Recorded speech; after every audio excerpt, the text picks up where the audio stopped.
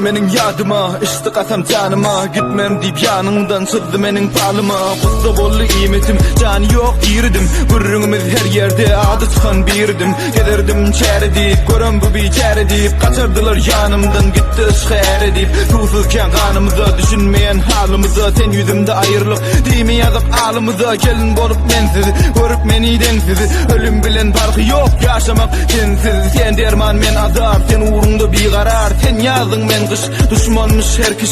Sen bolmanın acı ölümden, durma geçin öğümden, gittin denin sözünden yaş.